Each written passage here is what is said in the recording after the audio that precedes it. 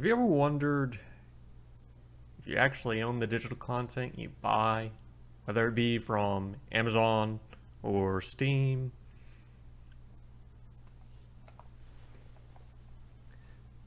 Well, I wondered about that. I wondered what what is really going on here? Do I own my content I'm buying from these places or not? Now, physical content, yeah, I can tell you what I can and cannot do with legal-based content. So, for example, I own a copy of Person of Interest. This is the third season. I technically own all of them, but that's one I have on hand. It's in a drawer at the moment because I'm watching it on my computer, and when I'm not watching it, I have it stored in the drawer because it's convenient. Anyways, what can I do with this physical content? Well, I can sell it. I can watch it for personal use. And that's it. And that's what I can do. I own it. Fully own it. I can watch it whenever I want. 24/7 if I wanted. If I wanted to, I could watch Person of Interest seasons 1 through 5 every day indefinitely, and no one could stop me. But I wouldn't do that. That would be extreme. So, here's the first question. What area of law does this fall under, this purchasing of digital content? Well, it falls under what is known as contract law. So this is my book that I have on contract law.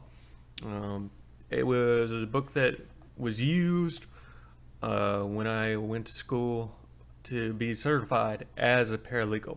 Now, keep in mind, I'm certified as a paralegal. I'm not a lawyer, meaning I don't know nearly as much as a lawyer would concerning this stuff. I'm interpreting it on a paralegal level, meaning a very basic, fundamental understanding of the law, meaning I don't fully understand it. I know the basics, I know the gist, I can interpret some things, but I can't give you a legal opinion.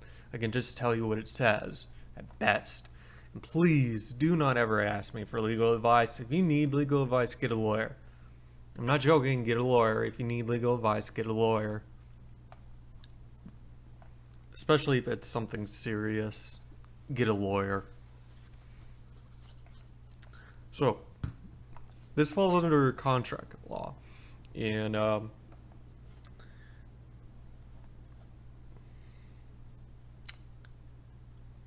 yeah. So this book actually on in chapter 2, it actually quotes what's called the Black's Law Dictionary. Now, I know who. I don't have a copy of that dictionary on hand, so I'm reading it out of this book, but it's from that. So this is how it defines a contract. So keep this in mind as I'm going over whether or not you own your digital content and what is going on. It'll make sense soon enough.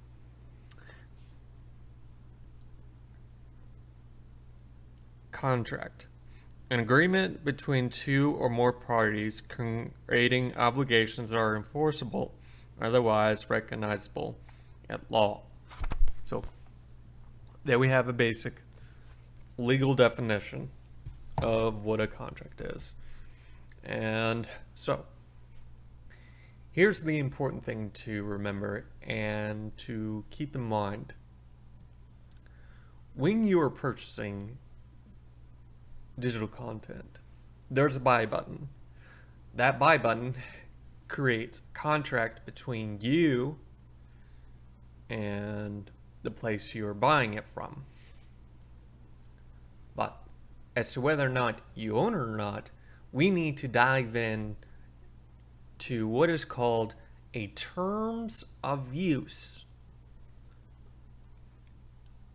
When you're purchasing something from a website, whether it's digital or physical, Each website has the terms of use for these things. They're supposed to. They're legally obligated to do this, from what I understand. So we're going to look at a few terms of use. Not all of them, not all the popular ones, not all the big ones, but we're looking at what I call some ones that you have probably heard of.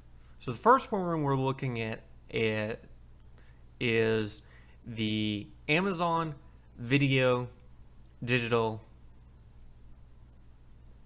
terms of use. So this is the terms of use in relation to the purchase or rental of video in the digital form. Okay?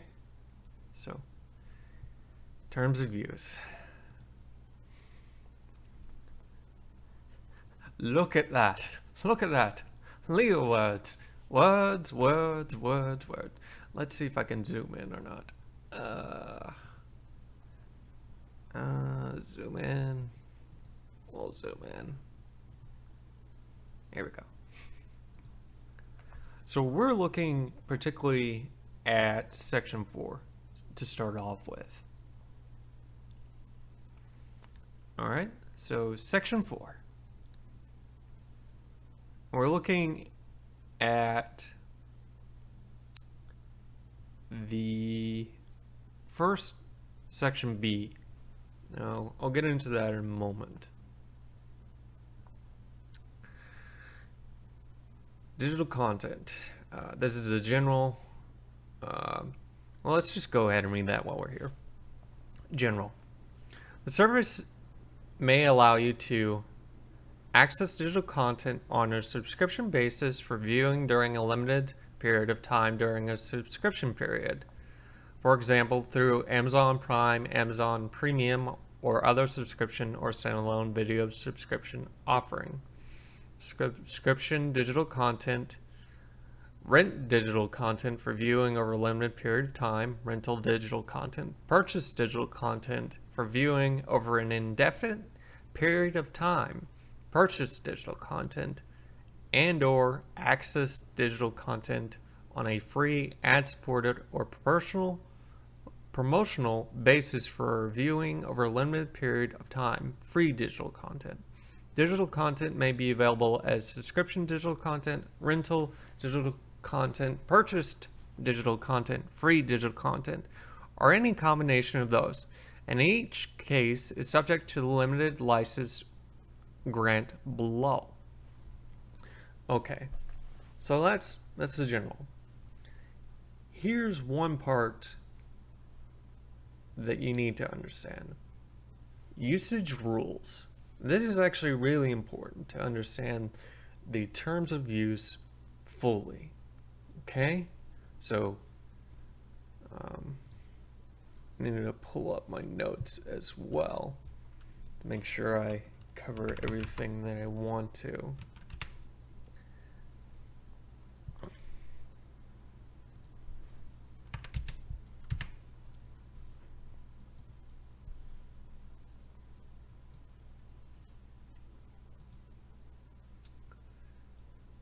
And there are my notes.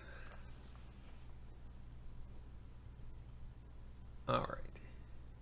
Okay. So, usage rules. Your use of digital content is subject to the Amazon Video usage rules. The usage rules provide important information, including the time period during which you are authorized to view different types of digital content, the viewing period, and limitations on the number and type of compatible devices on which each type of digital content may be downloaded, streamed, and viewed. Okay, so when you purchase digital content or rent digital content on Amazon, you are agreeing to this usage rule. Every single time you're agreeing to it. You're saying, yes, I agree to this. Even if you don't take the time to read this contract, every time you click that buy button or rent button, or even use Amazon Prime for video, You are agreeing to this contract each and every time. So, here we go. On to the Amazon video usage rules, which I have in another window. Here we go. Amazon video usage rules. So there are a couple different ones. They cover purchase videos, rental videos, and Prime Video in the usage rules. So here we go. Purchased videos. Ways to watch. When you purchase a video, we'll make it available to you to stream and download as follows. Alright, so this is telling us when you buy it, we'll make it available to you to stream and download in these conditions down below. Fairly straightforward to understand. Streaming. You may stream purchased videos online through your web browser and compatible internet-connected TVs, Blu-ray players, set-top boxes, Fire tablets, and other compatible devices. For a list of devices compatible with our service, visit the compatible devices page on the website you are using to access Amazon Video at the following links. And there are the links. Device compatibility may vary by location. Yeah. You may stream up to 3 videos at the same time using the same Amazon account. You may stream the same video to no more than 1 device at a time. That's an important thing to understand. I'll get into that in a moment. Downloading. You may download videos you purchased to 2 compatible download devices, such as Fire tablets, other than Kindle Fire first generation, and Android and iOS devices. Where's computer? There is no computer option on here. Okay, side tangent for a moment. At one time, Amazon actually offered the ability, when you purchased a video, you actually at one time were able to download videos to your computer and watch it using a Amazon service of sort. I can't remember the name of it, but I actually used it. I remember it. So it did exist at one time, but it doesn't exist anymore. So anyways, just thought I'd throw that in there. And then it tells you list compatible devices, enabled for downloads, which is pretty much tablets and cell phones. That's the honest truth. Tablets and cell phones, which don't have that much space. And then after downloading a purchased video, you may also stream that video as described above. Viewing period, indefinite. You may watch and rewatch your purchased videos as often as you want and as long as you want, subject to the limitations described in the Amazon Video Terms of Use. Okay, so what does this tell us altogether? So first off, streaming.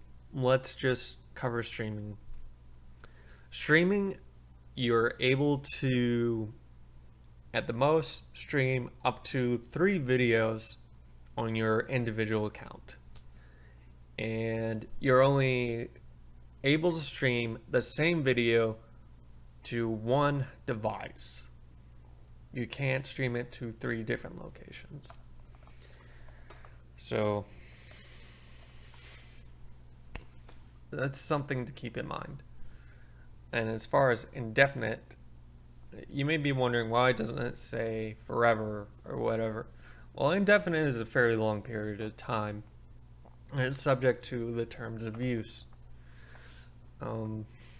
It really does mean you can view it for as long as you want and watch it over and over and over and over. As long as Amazon still exists, basically. And as long as they keep it on their servers. I'll get into that in a moment with the Kindle. Rental videos. So, streaming and downloading are pretty much the same. There are some exceptions, of course, like for streaming, you're only going to be able to stream the video to no more than one device at a time. Okay, makes sense. Viewing period is the only thing that's different.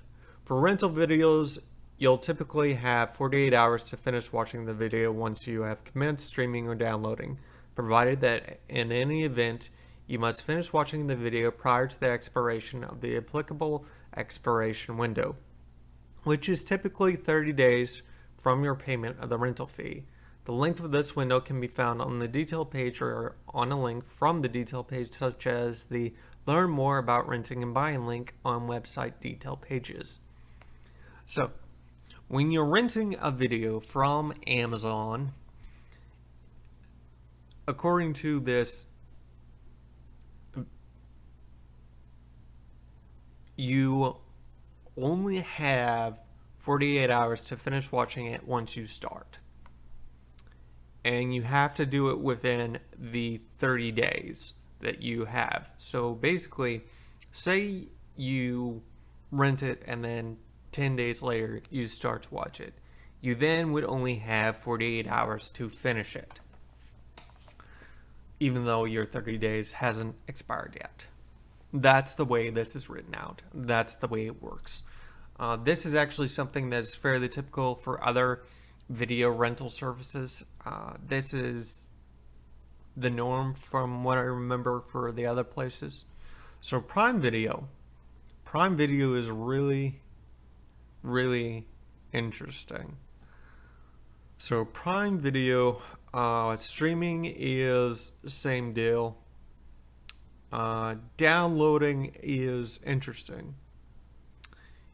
You have a maximum of either 15 or 25 total Prime Video titles downloaded at a time across all devices associated with your Amazon account.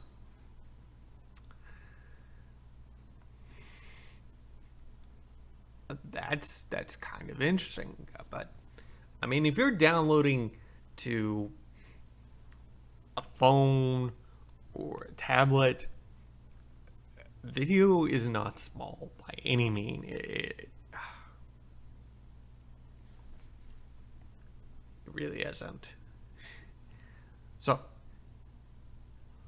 if you download it, for downloaded videos, you typically have 30 days to begin watching the video after you download it, and once you start watching it, you'll typically have 48 hours to finish watching it. So, this only applies when you are downloading the video. You have 30 days to watch it, but once you start, you only have 48 hours to finish it, and then after that, you can't. So it's kind of like renting a video, because Amazon Prime is pretty much a subscription video rental service of sorts. So there is that. Now back to the user agreement.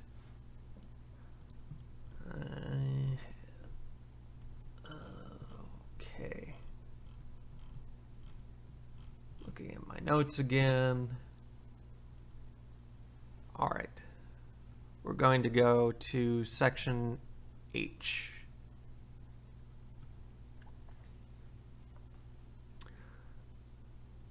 Section H.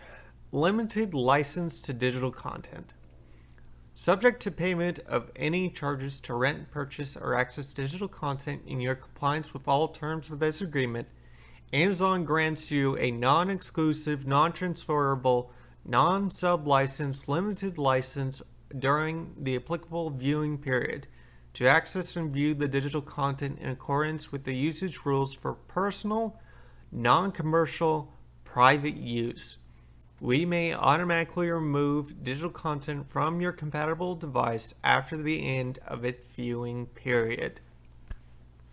So this is an important agreement to understand. The digital content, the digital video content you purchase or rent on Amazon has a limited license. It's for personal use, meaning you can't have friends come over, watch the video with you, and you charge them for watching the video with you. You can not do that. That's basically what this is kind of saying, pretty much. It's also letting you know that when this digital content is at the end of its viewing period, Amazon may remove it if you've downloaded it. So that's one thing to keep in mind.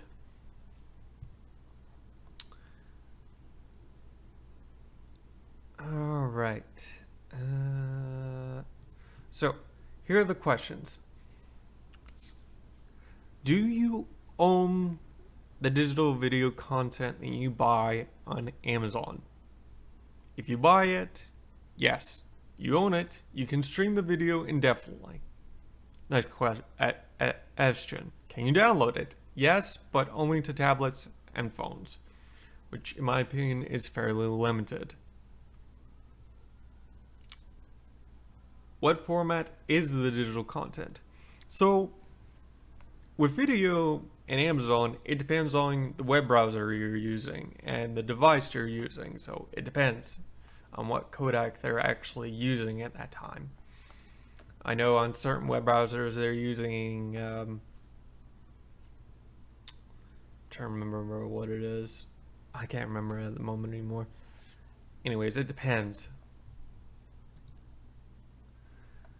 Do you really own the digital content if you buy it? Do you really own the video after you buy it? According to this agreement, and from how I understand it, yes, you own it. You own the video for as long as it is still on Amazon's server somewhere. You own that content.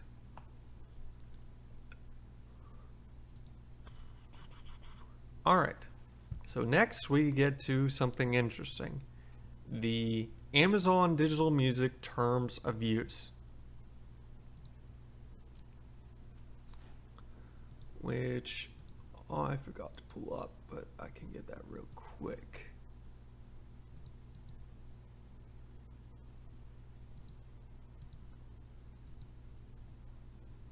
No, I pulled it up.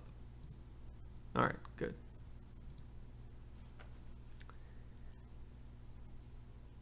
Here we go. So this is the Amazon Music Terms of Use. We're looking at 3.1, just 3.1 at the moment. Rights granted. You may use the services only for your personal, non-commercial purposes.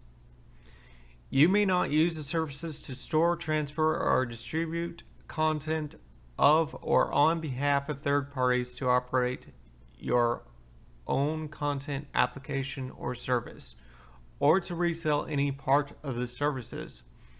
We grant you a non-exclusive, non-transferable right to use purchased music, subscription content, matched music, and any additional music content we provide you access to through the services only for your personal, non-commercial purposes, subject to the agreement.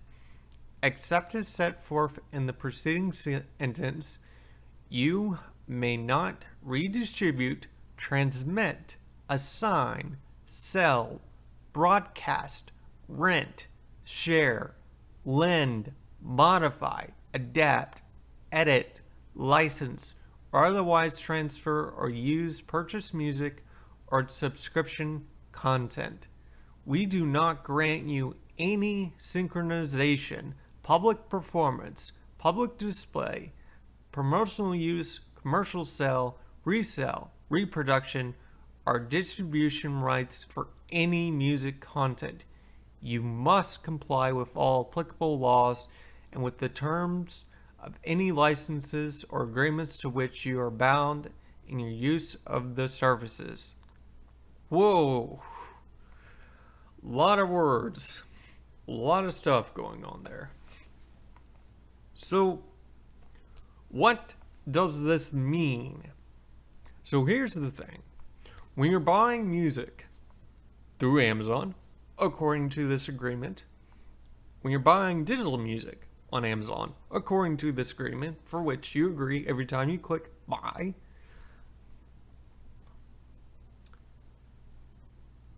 you own the music, but only for personal use. Full stop. You cannot use this music on YouTube videos. You cannot use this in a movie that you make. Let's see. What are other things you can't use it for? But those are just two examples off the top of my head.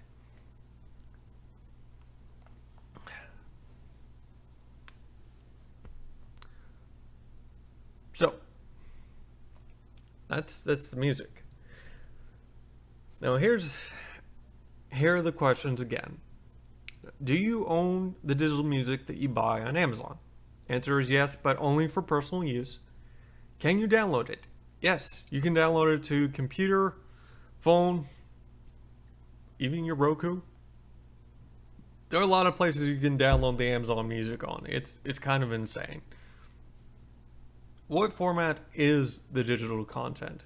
Well, Amazon, their MP3s can actually be really high quality. They can go up to 256 kilobit, I think. Let me make sure. I'm googling this. 256. Yeah, 256 kilobit MP3. That's pretty nice quality right there. They go up to that, meaning not all of them are necessarily at that high. Now, do you really own the digital content? Yes. For personal use. You own it for your personal use. For you to enjoy, to listen to whenever you want. You just can't use it in a commercial sense. So, does it have any DRM? Nope. There's no DRM on the MP3s you download from Amazon. None. Zero. Nada. I inspected them. There's no DRM on them. It's kind of nuts. They let you download music, but they won't let you download videos. But at the same time, it's kind of... I understand why that is the way it is, and it kind of makes sense. But that's neither here or there, and I'm not going to get into that discussion on this video. Alright, so next we get into something interesting. So I went looking for an Amazon ebook terms of use for when you buy. But the thing is, there really isn't one. There's only a Kindle Store terms of use. And the thing that applies is this. This is under Section 1, Kindle Content, Use of Kindle Content. Alright? Here we go. I'm going to read this. I'm going to get done. I'm going to answer it. Use of Kindle Content. Upon your download or access of Kindle content and payment of any applicable fees, including applicable taxes, the content provider grants you a non-exclusive right to view, use, and display such Kindle content an unlimited number of times for its subscription content only as long as you remain an active member of the underlying membership or subscription program, solely through a Kindle application or is otherwise permitted as part of the service, solely on the number of supported devices specified in the Kindle Store and solely for your personal non-commercial use. Kindle content is licensed, not sold to you by the content provider. The content provider may include additional terms for use within its Kindle content. Those terms will also apply, but this agreement will govern in the event of a conflict. Some Kindle content, such as an interactive or highly formatted content, may not be available to you on all Kindle applications. Wait a second. Did you notice that? Did you notice that? Did you notice what you're agreeing to in this statement right here? Really important to understand. And holy crap, just here we go. Kindle content is licensed. Licensed. Very important. Holy crap. Do you understand what that means? Do you comprehend what this is actually saying to you when you're buying an ebook from Amazon for your Kindle device? It means, well, here, I'm going to use my questions to answer this. Do you own the content? No. No, no, no, no. According to this, no, you do not own the content. You own a license to the content. Why is that important to understand? Because for all intents and purposes, you have a lease. You have a lease on your Kindle content. On the content you're buying for your Kindle, you have a license to it, a lease to it. Which means that if the content provider, the publisher, decides to pull it from the Kindle store and you delete it off your Kindle device, it is gone. Meaning you, technically speaking, all you own is just a license to the content. You don't own the content itself. Holy crap. Very important to understand that concept. So keep that in mind every single time you buy a Kindle book. Remember, you're agreeing to this. You're agreeing to the fact that you don't own the ebook. You're agreeing to a license instead. Holy crap. That was my reaction when I read that. I was just like, wait, you mean I really don't own it? I just own a license to it? What? Now, of course, keep in mind, I'm giving you how I'm understanding it from a paralegal perspective. A lawyer would probably be able to give you a clearer and better understanding as to what this means. But as far as I'm looking at this and understanding this, it just means you're agreeing to a license. And you don't own the content. So, here. Do you own the content? It's so vaguely worded. No, you're just agreeing to the license. Can you download it? Yes, but you can only download it to Kindle applications and use it via the Kindle application, so it's limited. What format is digital content? It's a special Kindle format of some sort. I actually don't know. It's a Kindle format. Do you really own the content? In my opinion, no. You do not own anything you buy on Kindle. You own a license to the content. Does it have DRM? Yes. That's determined by the content provider, though. So a book publisher could decide it doesn't have DRM. But as for how to test for that, boy, you got to see me get animated. All right. Now we're going to look to a different terms of use. This is the terms of use for 2000 AD in relation to the digital content you're buying there. So I'm going to zoom in here so you can see it.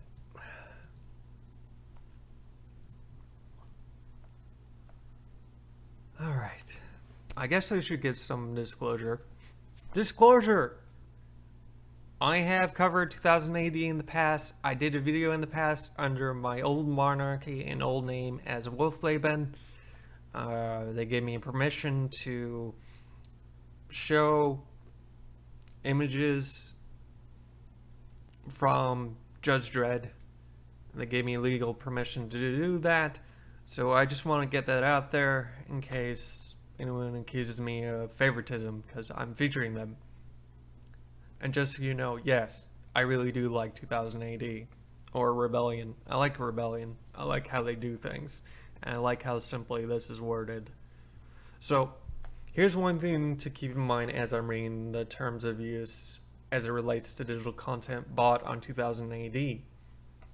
This is written by a company that is in the United Kingdom, which falls under what is known as common law.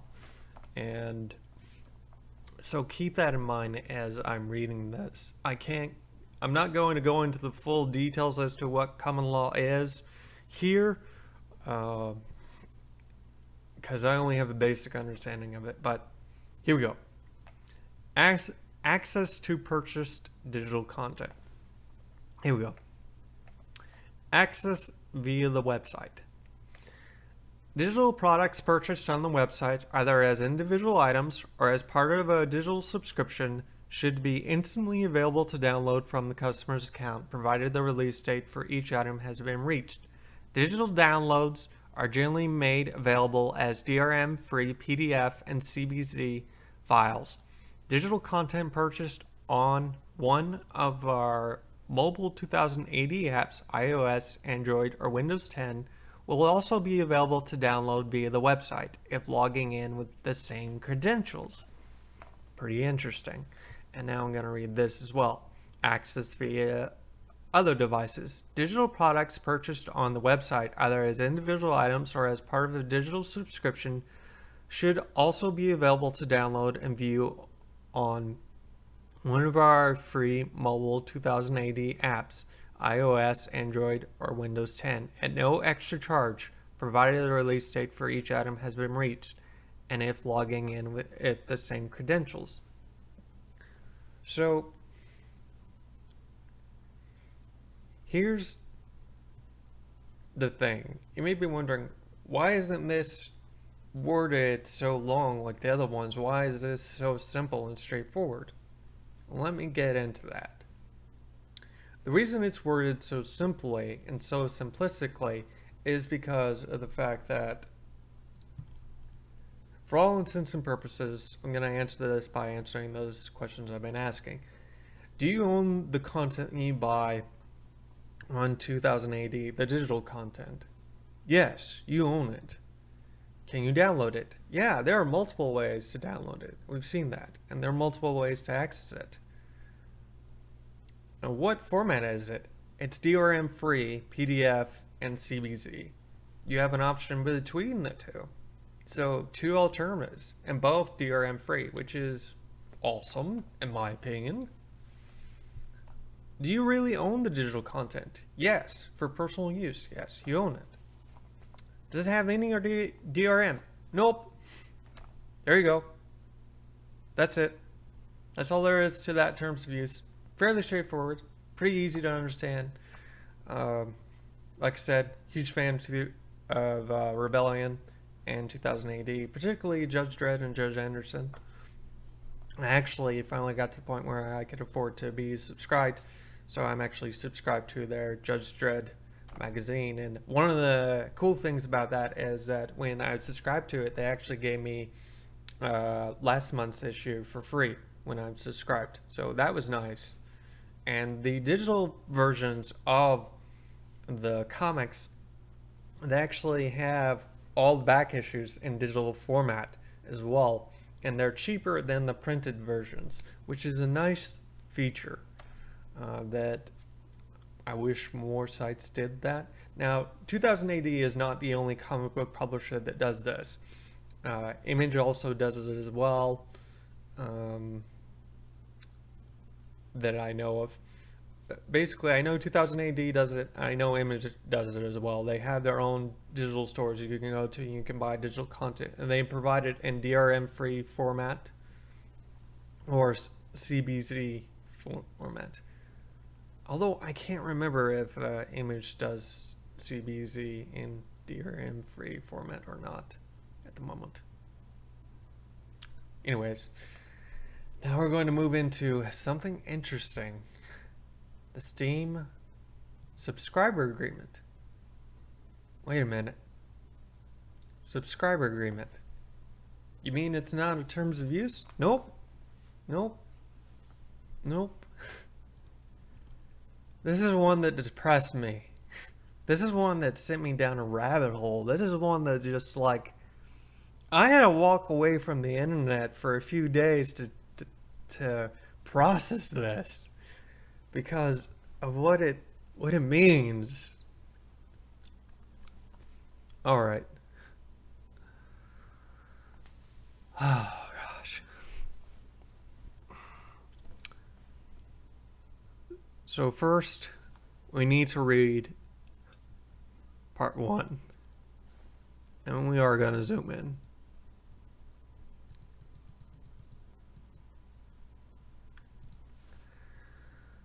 Okay. Ready? You can tell I'm dreading reading this, because when I get done, everyone will know that watches this video. Registration as a subscriber, application of terms to you and your account. Steam is an online service offered by Valve. You become a subscriber of Steam subscriber by completing the registration of a Steam user account. This agreement takes effect as soon as you indicate your acceptance of these terms. You may not become a subscriber if you are under the age of 13. Steam is not intended for children under 13, and Valve will not knowingly collect personal information from children under the age of 13. Oh, okay.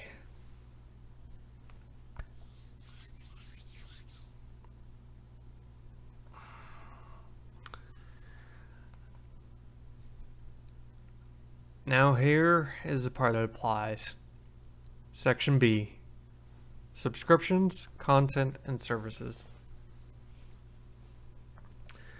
As a subscriber, you may obtain access to certain services, software, and content available to subscribers.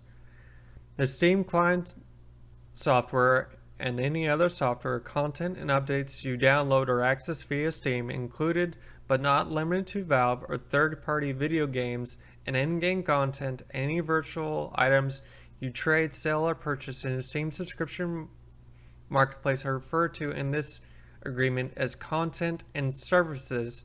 The rights to access and or use any contents and services accessible through Steam are referred to in this agreement as subscriptions. Each subscription allows you to access particular content and services. Some subscriptions may impose additional terms specific to that subscription. Subscription terms, for example, an end-user license agreement specific to a particular game, or terms of use specific to a particular product or feature of Steam. Also, additional terms, for example, payment and billing procedures, may be posted on here or within the Steam service rules of use. Rules of use, including the Steam Online Conduct Rules, can be found there, and Steam Run Fund Policy can be found. The subject terms, the rules of use, and the Valve Privacy Policy, which can be found here, are binding on you once you indicate your acceptance of them or of this agreement, or otherwise become bound by them as described in Section 8, amendments to this agreement. Oh man, what a doozy. So let's see. That's the online conduct code.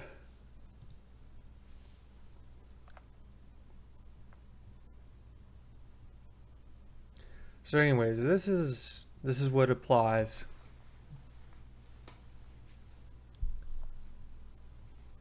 So it says may obtain access. May obtain access. May obtain access. Again, may obtain access. So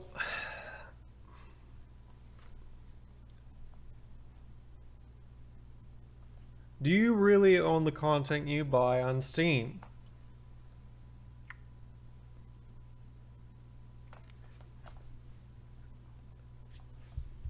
Well,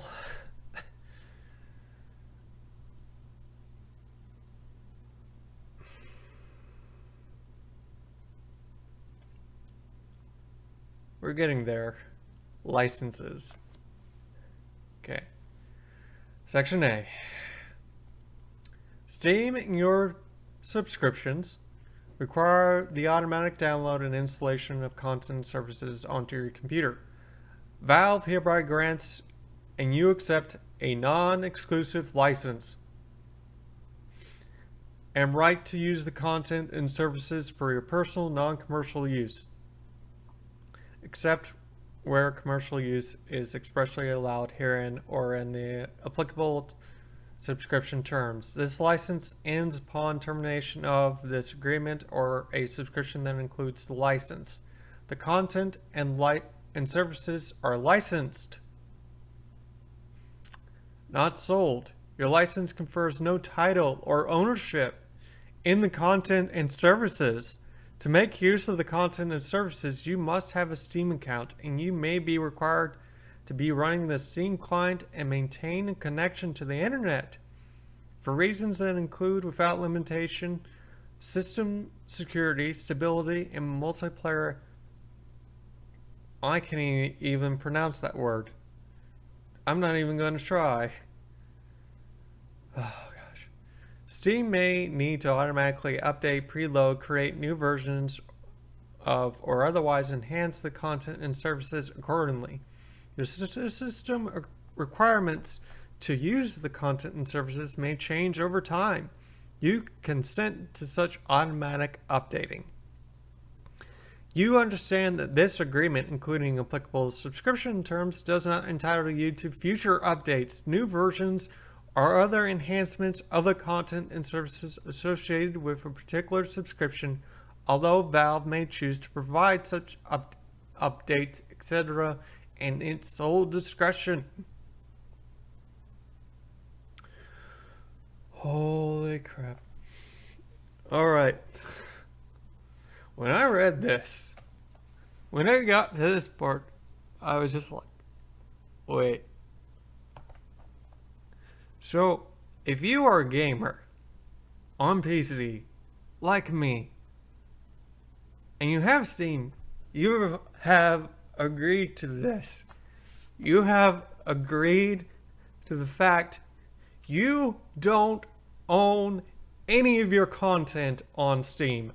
None of it. Nada. Zip. Zilch. Zero. You own nothing on there. Nothing. Nothing. Nothing. Nothing. Except for a license. Just like on Kindle. Holy crap. Holy crap. Do you understand what that means? Do you comprehend what that means? You own a lease to the video games you have bought through Steam. And when that lease runs out, or the game gets pulled, and you delete it from your library, potentially it'll be gone forever. Potentially. So, something to keep in mind when you're buying on Steam. Just so you know. You don't own anything on Steam. You're buying a license to the games on Steam. And there may be other terms to those games you're buying. And you're not guaranteed an update on those games. You're not guaranteed an update on those games. You're not guaranteed an update on those games. What? Seriously? Seriously, that's what it says. Does not entitle you to future updates. Holy crap. Seriously, my gosh.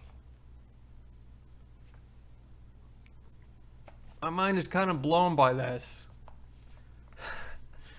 Okay, that's enough about Steam. Let's walk away from Steam and go over to GOG. GOG! Praise GOG. Right? Right? GOG is good, isn't it? Is it?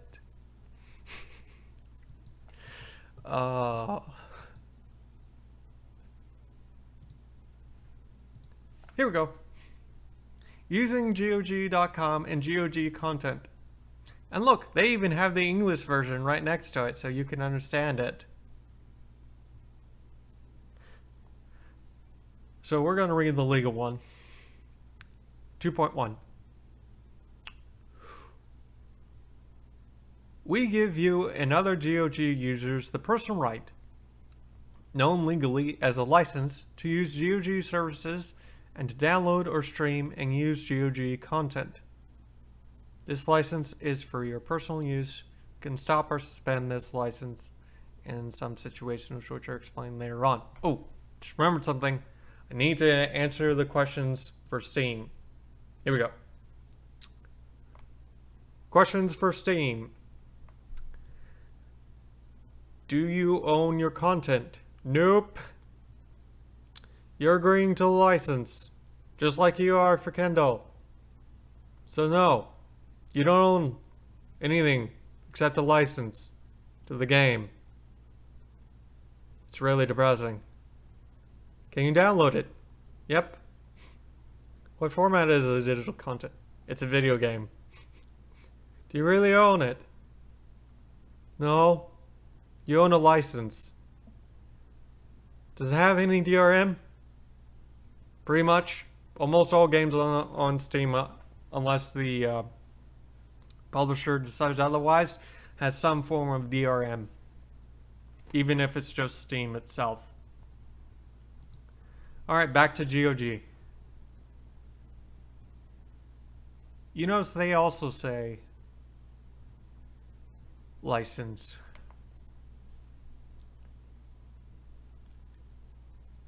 2.2. When you buy or install GOG games, you might have to agree to additional contract terms with the developer or publisher. So yeah.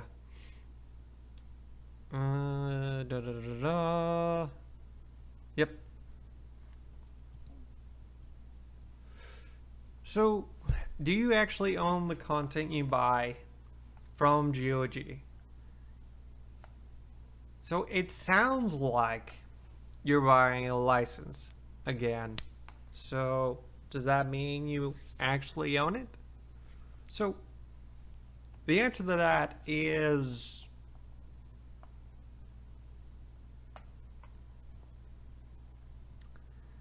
because of the fact that it is DRM free and you can download it and not have it be connected to the internet unless it requires to be online because it has some multiplayer online aspect.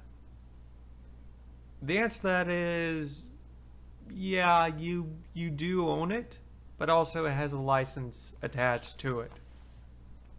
So it's like you own it, you also own the license to it. So you own two things, kind of. I'm not completely certain on this one. This one I'm not 100% on as far as my understanding of it. It says license, so I'm just like, does that mean I actually own the content? Or am I once again agreeing to license and it's similar to Steam? I really, honestly, I'm not 100% certain now. I'm really not.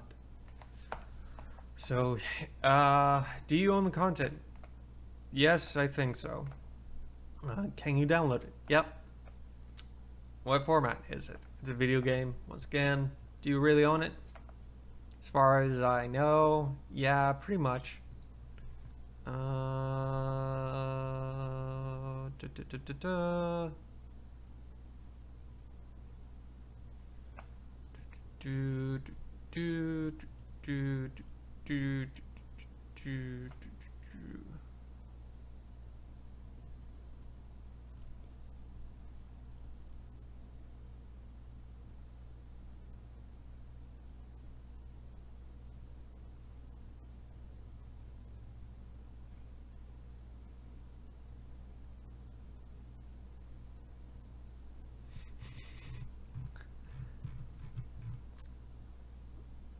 Yeah, I would say yes.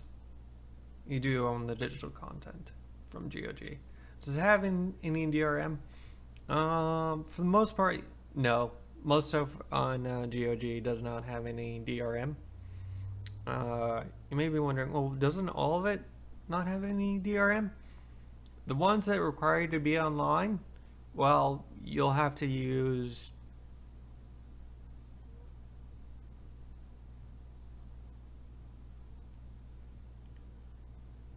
that's a form of DRM in my opinion, requiring you to be online. Kind of. Sort of. Anyways, so there we go. Now we get into Adobe. Adobe! Adobe, Adobe, Adobe.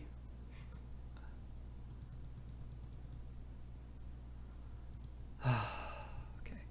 Oh, it was updated recently too. So,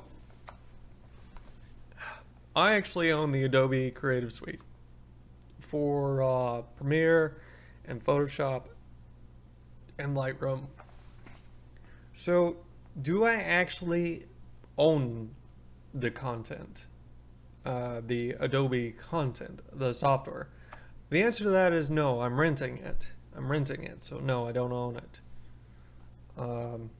But the content that I make with it, such as this video, I do own the rights to that. So that's the interesting thing with the Adobe stuff. No, I don't own the rights to the Adobe.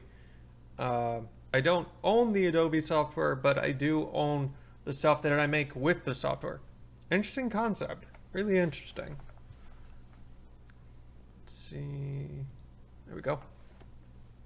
And I'm back. So, whew, a lot of stuff in there. A lot of stuff in this video that I covered. Some good things, some bad things, some interesting things. I may have gotten some things wrong. Keep in mind, I only have the knowledge of a paralegal. So Laura would probably be able to understand some of the stuff better than I do. So I'm giving you the perspective of someone who has a basic understanding of the legal system and of law and how to read it and understand it. So I could be wrong on the Steam licensing thing, but I don't think I am. I really don't. And in GOG's case, I really do think that you do actually own the content, whereas with Steam you don't. You own a license to the content because there's DRM involved. So that's what makes me think that. So I'm not 100% on those two things. But hey, now you know after watching this very, very, very long video, when you click on that buy button for purchasing digital content, whether it's video, music, or comics, or video games, or software subscription, you are agreeing to a terms of use of some sort. And you should take the time to read it, to understand what your rights are, what your ownership of the digital content actually is, if you have any or not. It's a contract of sorts between you and the company you're purchasing it from. Take the time to read it. That's the basic version of it. So, I hope you enjoyed this video. I hope you learned something from this video. I spent 4 weeks investigating this, looking into this, digging into this, and really trying to get everything right. So, I ran into the door real quick, which is why there's a hard cut. I decided to research a little more into the license, see what it means. License means right to use. So, Steam is giving you a right to use the video game, as well as GOG is giving you a right to use the video game.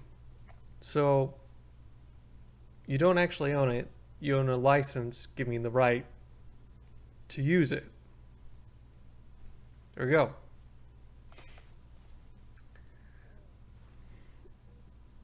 So the only difference between Steam and GOG is Steam, most games have DRM, GOG, the game, not only a few of the games may have DRM as it relates to multiplayer online.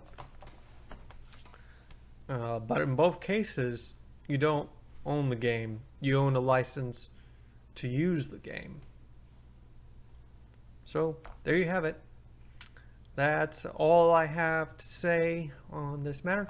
See you on the next video. Thank you for tuning in and watching.